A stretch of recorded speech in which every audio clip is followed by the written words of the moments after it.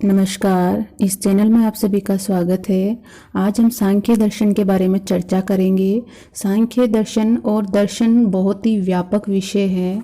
इसके बारे में इतना विस्तार से समझाना बहुत ही मुश्किल है, लेकिन हमारे सिलेबस में क्या है, बीएमएस पदार्थ विज्ञान फर्स्ट ईयर में उतना ही पढ़ेंगे। पूरा दर्शन और सांख्य दर्शन नहीं पढ़ेंगे। हमारे सिलेबस में जो जो टॉपिक है हम उसको कवर करेंगे।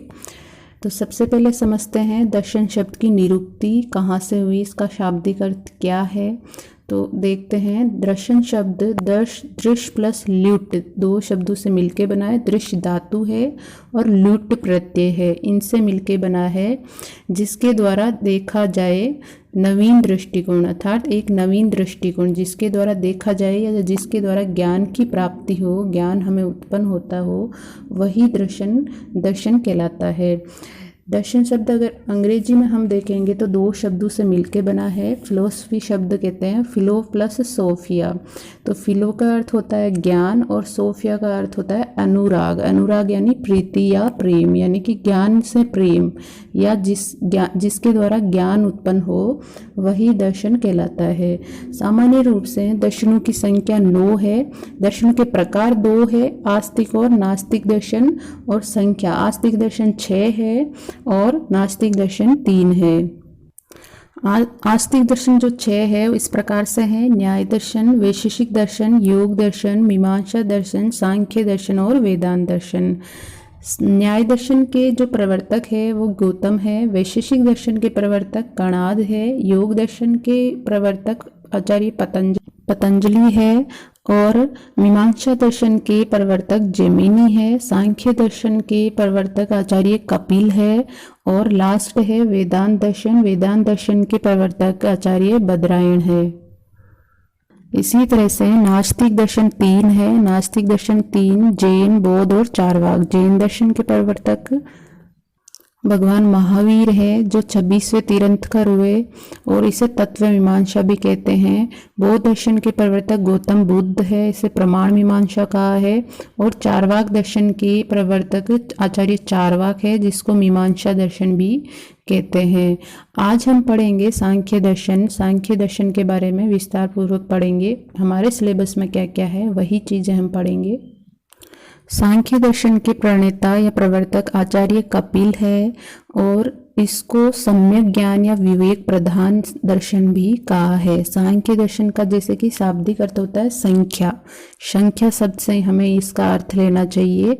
जैसे कि इन्होंने एक सृष्टि उत्पत्ति क्रम बताया है, तो वहाँ पर 25 तत्व होते हैं। सृष्टि उत्पत्ति क्रम में अगर सारे तत्व हम काउंट करेंगे तो 25 तत्व होते हैं। तो जो संख्या से रिलेटेड दर्शन है उसको ही हम सांख्य दर्शन कहते हैं। और इसका प्रमुख ग्रंथ सांख्य कारिका है और इस सांख्य कारिका के रचयिता या लेखक ईश्वर कृष्ण है। सांख्य दर्शन के प्रमुख सिद्धांत है सत्कार्यवाद, प्रमाणवाद और तत्ववाद और त्रिगुण सिद्धांत। सत्कार्यवाद, इन्होंने सत्कार्यवाद को माना है। सत्कार्यवाद के बारे में हम डिटेल जो है पदार्थ सेकेंड में पढ़ेंगे। और प्रमाण इन्होंने 3 बताए हैं, प्रत्यक्ष, अनुमान और शब्द। प्रत्यक्ष, अनुमान, शब्द के बारे में भी हम पदार्थ विज्ञान सेकेंड में पढ़ेंगे विस्तार से। और तत्व इन्होंने 25 माने हैं सृष्टि उत्पत्ति क्रम में और त्रिगुण सिद्धांत। तो यहाँ पर पदार्थ फर्स्ट में हम तत्व यानी सृष्टि उत्पत्ति क्रम पढ़ेंगे और त्रिगुण सिद्धांत डिटेल से पढ़ेंगे। सांख्य दर्शन के अनुसार सृष्टि उत्पत्ति क्रम देखते हैं।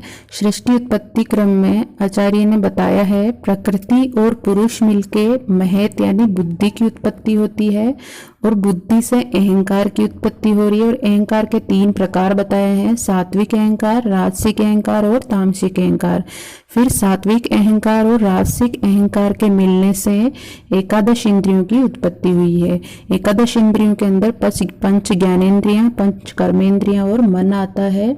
इसी तरह से राजसिक अहंकार और तामसिक अहंकार से मिलकर पंच तन्मात्राओं की उत्पत्ति होती है और पंच तन्मात्रा से पंच महाभूतों की उत्पत्ति हुई है। तो इस तरह से कुल मिला के ये पूरा संपूर्ण सृष्टि उत्पत्ति क्रम है। अब हम देखेंगे कि पंच ज्ञानेंद्रियां क्या होती है, पंच कर्मेंद्रियां क्या होती है, तन्मात्राएं क्या होती है और पंच महाभूत क्या होते हैं। पंच ज्ञानेंद्रियों के अंदर आता है नेत्र, घ्राण, श्रवण, रसना और त्वचा। जैसे नेत्र, घ्राण, श्रवण, रसना और त्वचा, ये आप ऑलरेडी जानते हैं। पंच कर्मेंद्रियां वाक, पाणी, पाद, पायु और उपस्थ। और पंच तन्मात्रा के अंदर आता है शब्द, स्पर्श, रूप, रस और गंध।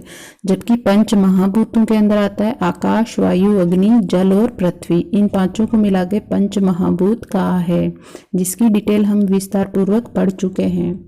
पंच महाभूतों के जो विषय होते हैं या पंच ज्ञानेंद्रियों के जो विषय होते हैं शब्द, स्पर्श, रूप, रस, गंध, यानी कि नेत्र से हमें रूप का ज्ञान होगा, घ्राण से हमें गंध का ज्ञान होगा, श्रवण से हमें शब्द का ज्ञान होगा श्रोत्र इंद्रिय से, और रसना से हमें रस का ज्ञान होगा, और त्वक इंद्रिय से हमें स्पर्श का ज्ञान होता है।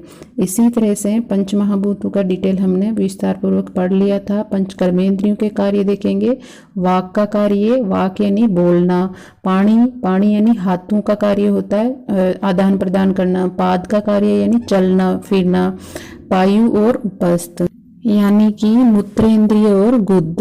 मूत्रेंद्रिय से मूत्र विसर्जन का कार्य है और गुद से मल त्याग का कार्य होता है। इस तरह से ये 5 प्रकार की कर्मेंद्रियां होती है और एक इसके अंदर मन आता है। मन जो है ज्ञानेंद्रियां भी है, कर्मेंद्रियां भी है, क्योंकि बिना मन के हमें ना तो ज्ञानेंद्रियों से ज्ञान उत्पन्न हो सकता है और ना ही बिना मन के हम अपनी कर्मेंद्रियों से पूरे कार्य कर सकते हैं। इसीलिए मन को उभय इंद्रिय भी कहा है।